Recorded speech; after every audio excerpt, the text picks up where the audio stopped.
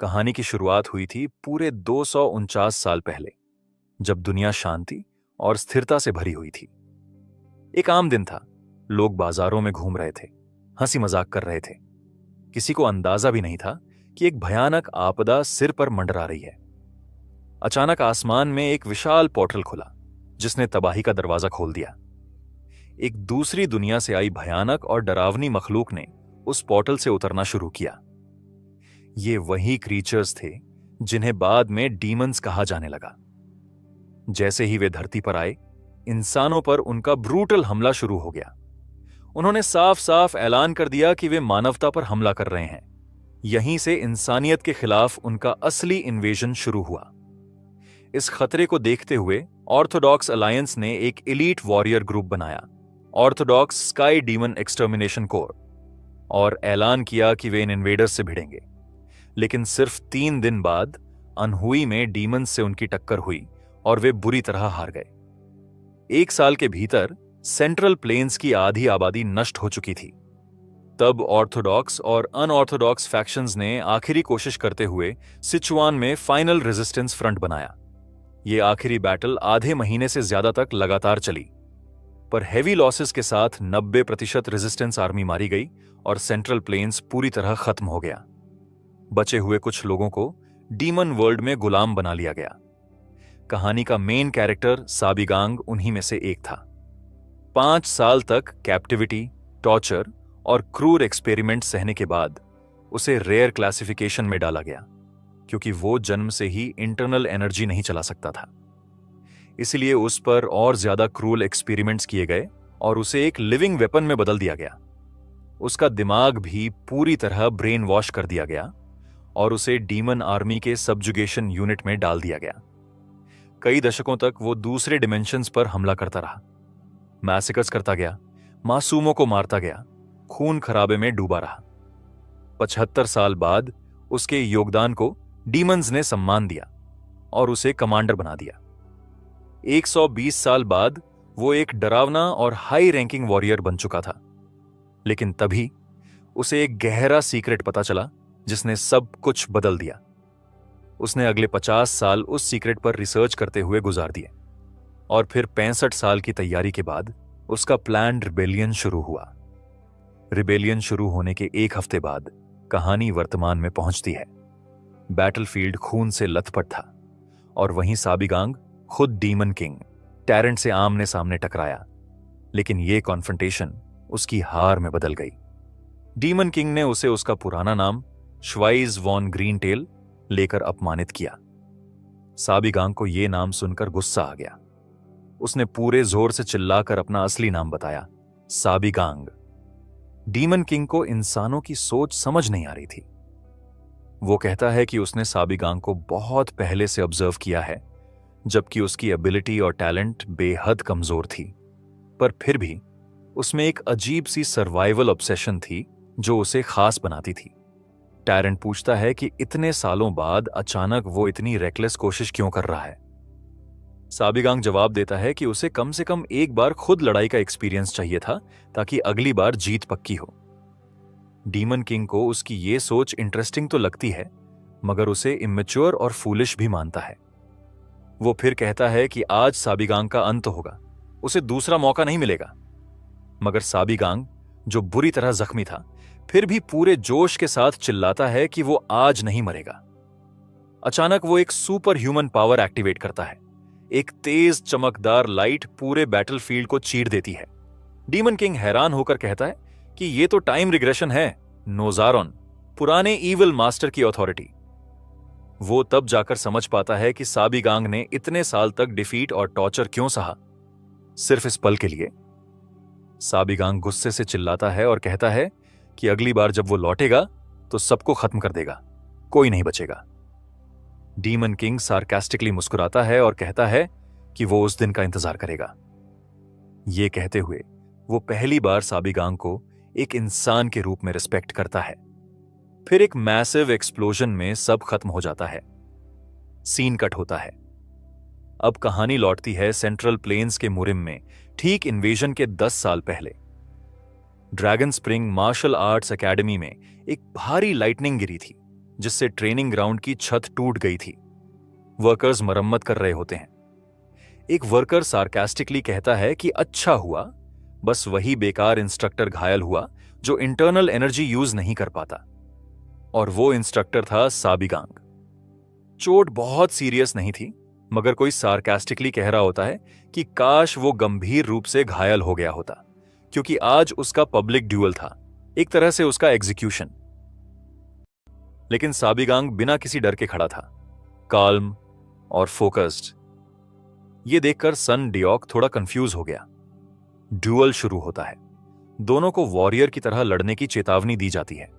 सन डियोक फिर से lightning incident को मॉक करता है और कहता है कि शायद साबिगांग ने बहाना बनाया होगा। सन डियोक उसे अंडर एस्टिमेट करते हुए कहता है कि शायद आगे चलकर वो सरेंडर कर दे। साबिगांग को अपने पास्ट के वो दिन याद आते हैं जब सब उसे नीचा दिखाते थे, क्योंकि वो इंटरनल एनर्जी यूज नहीं कर पाता था।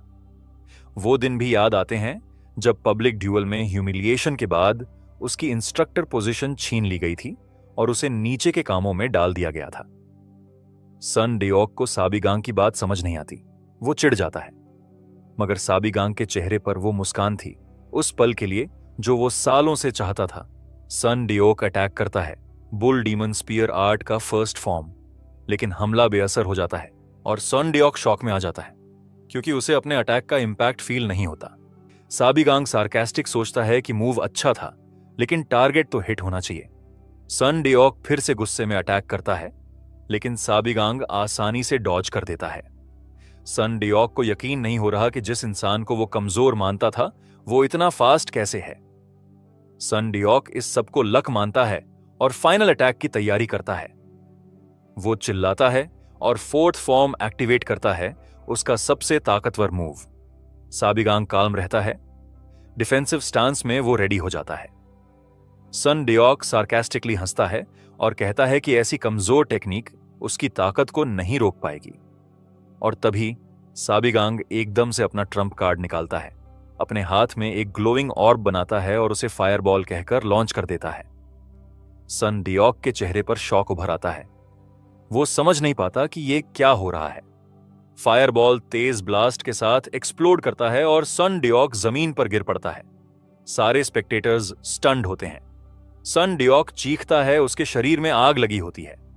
ऑफिशियल तुरंत ड्यूअल खत्म घोषित करते हैं और साबिगांग को विजेता बना देते हैं। साबिगांग को फिर से अपनी पुरानी यादें सताने लगती हैं, डीमन रेल्म में बिताए गए साल, जिंदा रहने की लड़ाइयां और ये रियलाइजेशन कि हाई लेवल मैजिक और मार्शल आर्ट्स में ज्यादा फर्क नहीं होता। सॉनडोग जमीन पर तड़प रहा होता है, मगर साबिगांग हंसते हुए कहता है कि इस मार्शल आर्ट्स को फायरबॉल कहा जाता है। साबिगांग स्टाफ को इशारा करता है कि उसे उठा लें और कैजुअली बोलता है कि मैच अच्छा था। स्पेक्टेटर्स आपस में चर्चा कर रहे होते हैं कि क्या यह सच में मार्शल आर्ट्स था। ऑफिशियल्स भी शॉक्ड और नाराज होते हैं कि यह सब हुआ कैसे। एक ऑफिशियल साबिगांग को बधाई देता है, लेकिन पूछता है कि वो इंटरनल एनर्जी कैसे चला पाया, जबकि सबको पता था कि वो नहीं कर सकता। साबिगांग काल्म हंसी के साथ जवाब देता है कि शायद कुछ दिन पहले उसे कोई अजीब सी जड़ी बूटी मिल गई थी और उसके खाने के बाद उसे इंटरनल एनर्जी चलाने की पावर मिल गई। ऑफिशियल्स इस एक्सप्लेनेशन से नाराज हो जाते हैं। साबिगांग कहता है कि वो माने या ना माने, उससे फर्क नहीं पड़ता। वो चीटिंग नहीं कर रहा था और रूल्स में ऐसा कहीं नहीं लिखा है कि बस स्पीयर टेक्निक्स ही यूज करनी होंगी। एक एंग्री ऑफिशियल उसे घूरने लगता है, मगर दूसरा सीनियर उसे रोक देता है और कहता है कि काल्म रहो। अंत में सभी ऑफिशियल्स उस विक्ट्री को स्वीकार कर लेते हैं। तभी साबिगांग सबके सामने खड़ा होकर स्पीयर जमीन में गाड़ देता है और कहता है कि अब वो ऑफिशियल इंस्ट्रक्टर की टेस्ट के लिए रिक्वेस्ट करना चाहता है। सीन कट होता है। एकेडमी के स्टूडेंट्स आपस में उसे लेकर विस्पर करने लगते हैं, वही जिसने ड्यूअल जीता था। साबिगांग कॉन्फिडेंस से चल रहा होता है। अब एकेडमी का एरियल व्यू दिखता है। ये ऑर्थोडॉक्स अलायंस की टॉप मार्शल आर्ट्स एकेडमीज में से एक थी। स्टूडेंट्स जाने माने क्लैन्स और सेक्ट से आते हैं और इंस्ट्रक्टर्स में असिस्टेंट और ऑफिशियल डिवाइडेड होते हैं। असिस्टेंट बस सिखाने में हेल्प करता है, मगर साबिगांग अब ऑफिशियल बनना चाहता था। वो एक रूम में एंटर करता है जहां उसका इंतजार कर रहे थे जिन बेक, पवेलियन हेड और डॉक्टर। वो पूछते हैं कि ये सब क्या हुआ, कैसे साबिगांग इंटरनल एनर्जी यूज कर पाया। साबिगांग फिर से कहता है कि बस किस्मत रही होगी। जिन बैग को गुस्सा आ जाता है। वो कहते हैं कि उन्होंने उसे सालों तक ट्रीट किया, कोशिश की, हर तरीका आजमाया, फिर भी कुछ नहीं हुआ। उन्हें अपनी बेबसी पर शर्म आ रही थी। वो माफी मांगते हैं, ये कहते हुए कि शायद उनकी वजह से साबिगांग ने इतनी नफरत झेली। साबिगांग की आंखें भर आती हैं।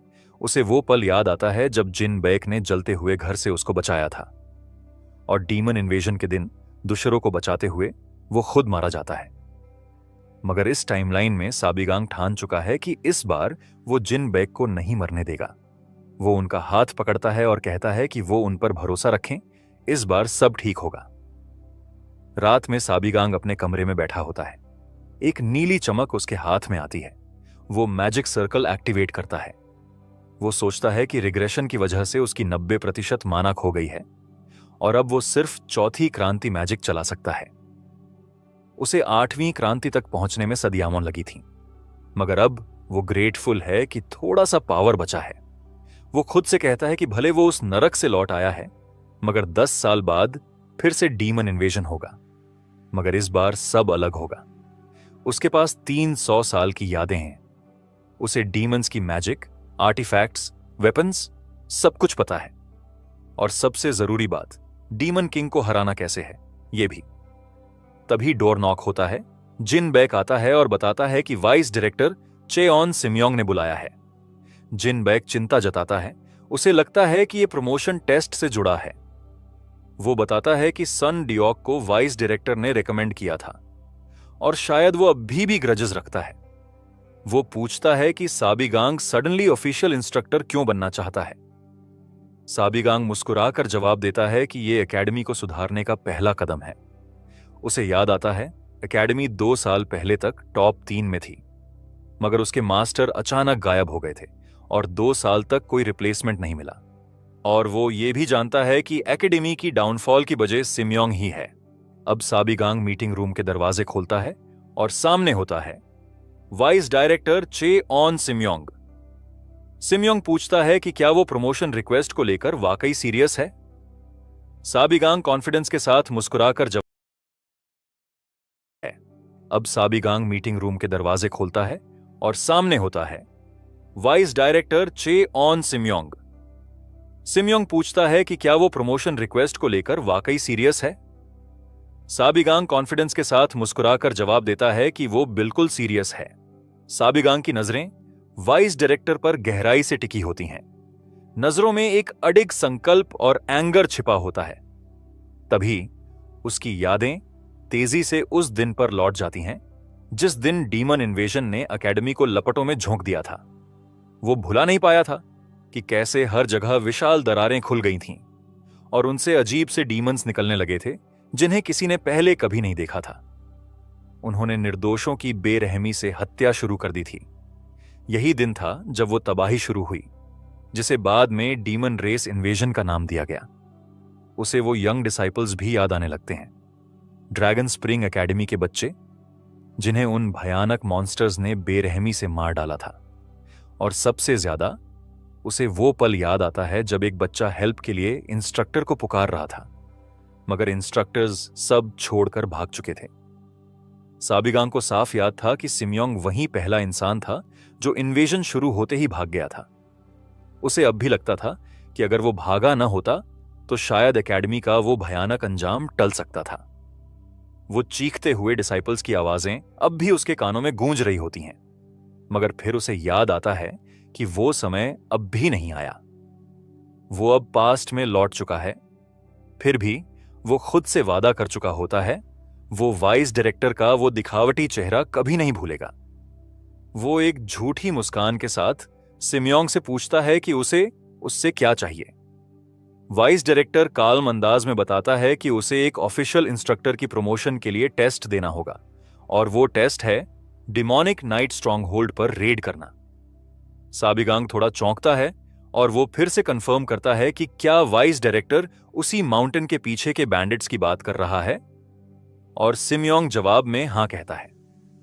वो बताता है कि ये ग्रुप एक पुराने सेक्रेड माउंटेन पर अपना बेस बनाकर बैठा है और आसपास की आबादी को काफी नुकसान पहुंचा चुका है। साबिगांग वाइस डायरेक्टर द्वारा साइन किया हुआ पेपर उठाता है, टेस्ट की सारी डिटेल पढ़ता है और बिना कोई भाव बदले काम स्वर में बस कहता है कि सब ठीक है। वो ये भी पूछता है कि इस टेस्ट का मार्शल आर्ट्स इंस्ट्रक्टर की जॉब से क्या लेना देना है। सिमयोंग थोड़े गुस्से में बोलता है कि ये एक फंडामेंटल रिक्वायरमेंट है। तभी वहां खड़ा सीनियर इंस्ट्रक्टर देओंग बोल उठता है। उसका कहना होता है कि ऑफिशियल इंस्ट्रक्टर्स ही एकेडमी की असली ताकत होते हैं। वो बताता है कि उसे और वाइस डायरेक्टर यूनब्योक, संग पिल जी, इन सभी को ऑर्थोडॉक्स अलायंस द्वारा महान इंस्ट्रक्टर्स माना जाता है। दियोंग बड़े गर्व से बताता है कि उन्होंने ईविल मार्शल लीडर्स और बैंडिट ग्रुप्स को खत्म किया है, लेकिन साबिगांग कोल्ड टोन में उसे इंटररूप करता है और बस पूछता है कि उसे कितना टाइम दिया जा रहा है। वाइस डायरेक्टर बिल्कुल साफ कहता है, 2 हफ्ते का टाइम है। अगर एक दिन भी लेट हुआ तो प्रमोशन का मौका हमेशा के लिए खत्म हो जाएगा। साबिगांग एक हल्की ऑलमोस्ट सार्कास्टिक सी मुस्कान के साथ उसी काल्म वॉइस में दोहराता है, 2 हफ्ते। फिर वो रूम से निकलते हुए साफ कह देता है कि वो सिर्फ 3 दिन में लौट आएगा, वाइस डायरेक्टर की डेडलाइन को पूरी तरह इग्नोर करते हुए। यह सुनते ही दियोंग बुरी तरह भड़क जाता है। वो उसे एरोगेंट ब्रैट कहता है, जबकि वाइस डायरेक्टर चुपचाप बस गहराई से सोचता रह जाता है। इंस्ट्रक्टर दियोंग फिर से वाइस डायरेक्टर से पूछता है कि क्या वो सच में उस एरोगेंट आदमी को प्रमोट करने वाला है, मगर सिमयोंग एक शिकारी सी मुस्कान के साथ जवाब देता है। उसका कहना होता है कि उसे चिंता करने की जरूरत नहीं है, क्योंकि साबिगांग कभी लौट कर नहीं आएगा। उधर साबिगांग हेस्ट स्पेल एक्टिवेट करता है और तेजी से एकेडमी छोड़ देता है। वो जानता है कि वाइस डायरेक्टर क्या खेल खेल रहा है, उसे अच्छी तरह से अंदाजा होता है। अब वो मिशन लोकेशन की तरफ बढ़ रहा होता है। इसी दौरान दूसरी तरफ इंस्ट्रक्टर दियोंग अपने कानों पर विश्वास नहीं कर पाता है जब वाइस डायरेक्टर बताता है कि उस स्ट्रॉन्ग होल्ड का लीडर एक गोजोम है, एक ऐसा मार्शल मास्टर जिसे पहले डेड माना जा चुका था। सिमयोंग बताता है कि एक गोजोम, जो पहले ब्लैक पाथ सेक्ट का लीडर था, अपने ही सेक्ट के बिट्रेयल के बाद बच निकला था। उसने सभी गद्दारों को मार डाला था और अब वो एक हंटेड आदमी बन चुका है। दियोंग ये सुनकर शॉक में होता है। वो पूछता है कि वाइस डायरेक्टर को ये सब इन्फो कहां से मिली, मगर वाइस डायरेक्टर बस हंसते हुए कहता है कि अभी ये सब मायने नहीं रखता। वो कहता है कि साबिगांग ने पिछली बार जो स्ट्रेंथ दिखाई थी वो उसकी छुपी हुई ताकत का सिर्फ एक हिस्सा था, मगर अब की बार ये सिर्फ एक ड्यूअल नहीं, एक असली लड़ाई है और वो बिल्कुल कॉन्फिडेंट है कि साबिगांग वापस नहीं लौटेगा। इस बीच साबिगांग अपनी पूरी स्पीड में स्ट्रॉन्ग होल्ड की तरफ बढ़ रहा होता है। वो मानता है कि अगर आके गोजोम पहले जितना ही स्ट्रॉन्ग हुआ तो उसका करंट चौथे सर्कल मैजिक काफी नहीं होगा, मगर फिर उसे एक सिंपल सॉल्यूशन याद आता है और वो वहां पहुंचकर लेविटेशन स्पेल एक्टिवेट करता है। जैसे ही वो लोकेशन पर पहुंचता है उसे एक एंट्रेंस दिखाई देती है जो बाहर से बस एक नॉर्मल क्लिफ लगती है, मगर उसे छूते ही वो डिटेक्ट करता है वहां माना से बना एक हिडन मैजिकल बैरियर होता है। साबिगांग कॉन्फिडेंट होता है, उसे यकीन होता है कि वो सही जगह पर आया है। फिर वो अंदर बढ़ता है, उस बैरियर के पार जहां वो देखता है एक रेयर स्पेशल ग्रेड माना स्टोन रखा है। उसे याद आता है कि यही स्टोन्स डीमंस दूसरी डिमेंशंस पर इन्वेड करने के लिए इस्तेमाल करते थे, क्योंकि उन्हें माना रिस्टोर करना होता था। डीमंस को अभी तक डिमेंशनल ट्रांसपोर्ट की सबसे बड़ी वीकनेस फिक्स नहीं हुई थी, जिसमें लिविंग बीइंग्स और ऑब्जेक्ट्स अलग स्पीड से ट्रैवल करते थे। इसलिए उन्होंने फ्यूचर में इस्तेमाल होने वाले टूल्स और मैना स्टोन्स को पहले से ही टारगेट डिमेंशंस में प्लांट कर दिया था। सेंट्रल प्लेन्स के लोग इस स्टोन को बेकार मानते थे, क्योंकि वहां कोई मैना यूज नहीं कर सकता, कम से कम अभी के लिए। मगर साबिगांग जैसे ही स्टोन को छूता है, एक इमेंस एक्सप्लोजन ऑफ एनर्जी होता है। पूरी जगह हिल जाती है, जमीन में दरारें पड़ जाती हैं। उसकी एनर्जी इतनी भयंकर होती है कि पूरा इलाका थर्रा उठता है। शाम को उस इलाके में एक ग्रुप आता है जो डीमोनिक नाइट स्ट्रॉन्ग होल्ड के लोग होते हैं। उनके साथ होता है उनका लीडर आगोजोम। एक फॉलोअर कॉशियसली पूछता है कि क्या कोई अनयूजुअल चीज है। गोजोम गुस्से में कहता है कि उसे उसकी सेंसेस पर डाउट ना किया जाए और सब जगह अच्छी तरह सर्च किया जाए। तभी वो सब ऊपर से आती क्लैप की आवाज सुनते हैं। साबिगांग एक ऊंचे पत्थर पर आराम से बैठा होता है, मॉकिंग एक्सप्रेशन के साथ। वो बताता है कि उसे पूरी उम्मीद थी कि आके गोजोम जैसा कोई मार्शल मास्टर यहां जरूर मिलेगा। एक गोजोम गुस्से से चिल्लाता है और पूछता है कि वो कौन है। साबिगांग एक प्रोवोकिंग मुस्कान के साथ जवाब देता है, वो ड्रैगन स्प्रिंग एकेडमी का एक इंस्ट्रक्टर है। ग्रुप के लोग एकदम तनाव हो जाते हैं कि आखिर एक एकेडमी इंस्ट्रक्टर उनके स्ट्रॉन्ग होल्ड में क्या कर रहा है। अचानक गोजोम गुस्से में अपने सभी फॉलोअर्स को चुप रहने का आदेश देता है। फिर वो साबिगांग की तरफ तीखी नजर से देखता है और पूछता है कि क्या वो ही है जिसने उस एनर्जी एक्सप्लोजन को अंजाम दिया था। साबिगांग एक कॉन्फिडेंट और प्रोवोकेटिव मुस्कान के साथ जवाब देता है कि अगर वो ही होता तो क्या। बिना किसी हिचकिचाहट के गोजोम एक वायलेंट और अचानक हमला कर देता है, यह कहते हुए कि वो साबिगांग को मार डालेगा और यही वजह थी कि वो यहां आया था। मगर जैसे ही साबिगांग की आवाज मॉकिंग अंदाज में गूंजती है, गोजोम चौंक जाता है। उसे यकीन नहीं होता कि उसका विरोधी उस पर इस तरह व्यंग्य कर रहा है और पूछ रहा है क्या सच में वो उसे मारने आया है। अचानक लड़ाई शुरू होती है। गोजोम पूरी ताकत के साथ साबिगांग की तरफ बढ़ता है, एक डिसाइसिव ब्लो के साथ उसे खत्म करने की कोशिश करता है। मगर साबिगांग आसानी से उसका वार काउंटर कर लेता है। वो एक स्पेल कास्ट करता है जो एक ब्लेड ऑफ मैजिकल एनर्जी में बदल जाता है, माना ब्लेड। इस स्पेल से गोजोम के फॉलोअर्स मारे जाते हैं और गोजोम खुद स्टंट रह जाता है। साबिगांग का हमला सार्काज्म और कंटेम्प्ट से भरा होता है। वो ट्राइस नाम का स्पेल फिर से इस्तेमाल करता है और एक चुनौती भरे स्वर में साफ करता है कि वो यहां आया ही उसे मारने के लिए है। संघर्ष और भी तीव्र हो जाता है। दोनों तरफ से जबरदस्त हमले होने लगते हैं, एक वायोलेंट क्लैश की तरह जहां कोई भी जीत की स्थिति में नहीं होता। साबिगांग बार बार अपनी पहचान दोहराता है, ड्रैगन स्प्रिंग एकेडमी का इंस्ट्रक्टर, और बड़ी स्किल के साथ हर वार को न्यूट्रल करता है। गोजोम स्टंड होता है। उसे समझ नहीं आता कि कोई इस तरह उसकी ताकत को हल्के में कैसे ले सकता है।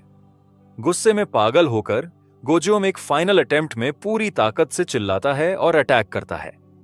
मगर साबिगांग अपने हाई स्पीड और सुपीरियर कॉम्बैट स्किल्स से उसे आसानी से डॉज कर लेता है। अब गोजोम अल्टीमेट लेवल पर जाता है। वो अपनी स्ट्रॉन्गेस्ट सीक्रेट टेक्निक्स एक्टिवेट करता है, हेवन डिस्ट्रॉइंग हेजिमन आर्ट्स और साथ में कोर रिलीज टेक्निक भी। उसकी शक्ति डरावने स्तर तक पहुंच जाती है और वो साबिगांग से कहता है कि अब उसे इस सब का पछतावा होगा। अपने क्रोध के चरम पर गोजोम अपनी पेनफुल पास्ट याद करता है, किस तरह उसे बिट्रे किया गया और किस तरह उसने सारी नेगेटिव एनर्जी बदले के लिए जमा की। मगर साबिगांग कोल्ड और अनइंटरेस्टेड बना रहता है। उसकी नजरों में कोई सिंपैथी नहीं होती। वो मॉकिंग अंदाज में बस इतना पूछता है कि किसने पूछा। फिर वो कहता है कि उसे किसी ईविल आदमी की कहानी में कोई इंटरेस्ट नहीं है। और तभी एक शॉकिंग मोमेंट में साबिगांग फ्रीज वेव जमाकिएफ नाम का स्पेल कास्ट करता है। पूरा वातावरण जम जाता है। गोजोम अपनी जगह पूरी तरह से फ्रीज हो जाता है। उसे कुछ समझ में आता उससे पहले ही साबिगांग एक और स्पेल एक्टिवेट करता है, एस्ट्रल चेन, जो पूरी तरह से उसे जकड़ लेता है। गोजोम बार बार छूटने की कोशिश करता है मगर सब व्यर्थ।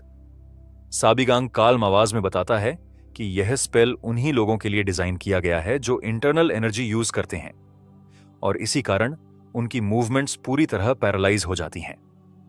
गोजोम इंटेंस एंगर में पूछता है कि साबिगांग ऐसा मैजिक कैसे कर सकता है और उस पर आरोप लगाता है कि शायद वो डीमन सेक्ट से है। मगर साबिगांग कंटेम्प्ट के साथ कहता है कि यह सॉर्सरी नहीं, मैजिक है और वो इससे ज्यादा उम्मीद नहीं करता एक मियर बैंडिट से। गोजोम रेज में भर जाता है, उसकी आंखों में घृणा जलती है। वो चिल्लाता है कि साबिगांग एक श्रापित इंसान है। जब उसकी मौत करीब आने लगती है, गोजोम रिग्रेटफुली कहता है कि काश उसकी मौत किसी और जगह होती। साबिगांग ठंडी ऑलमोस्ट क्रूल टोन में पूछता है कि क्या उसे कोई पछतावा है। गोजोम इंटेंस पेन में चिल्लाता है कहता है कि उसने अभी तक उन गद्दारों से बदला नहीं लिया जिन्होंने उसके फॉलोअर्स को मैनिपुलेट किया था जब वो ब्लैक पाथ सेक्ट का लीडर था। वो अपनी सफरिंग याद करता है और बताता है कि इन पहाड़ों में छुपना और डिमोनिक नाइट स्ट्रॉन्गहोल्ड से जुड़ना सब सिर्फ बदले के लिए किया गया था। वो अपनी बात जारी रखने ही वाला होता है कि साबिगांग की सार्कास्टिक क्लैप सुनाई देती है। वो गोजोम के रिवेंज और उसकी हिम्मत की तारीफ करता है और मॉकिंग टोन में कहता है कि बदला धीरे, सोच समझकर और निराशा के बिना लिया जाना चाहिए। गोजोम खुद को इंसल्टेड महसूस करता है। उसे लगता है कि साबिगांग उसका मजाक उड़ा रहा है। वो कहता है कि शायद साबिगांग बस एक प्रिविलेज्ड लड़का है जिसे कभी असली दर्द का पता नहीं चला। मगर तभी साबिगांग का चेहरा बदल जाता है। उसकी आंखों में अजीब सा डरावना एक्सप्रेशन आता है। उसकी आवाज में भयानक सन्नाटा होता है जब वो कहता है कि उसने कभी आरामदायक जीवन नहीं जिया। गोजम के रोंगटे खड़े हो जाते हैं। उसे लगता है कि साबिगांग में कुछ बहुत गलत है और उसी पल साबिगांग डिसाइड करता है गोजम को वो दर्द महसूस करवाना है, वही नर्क दिखाना है जो उसने खुद 200 वर्षों तक झेला था।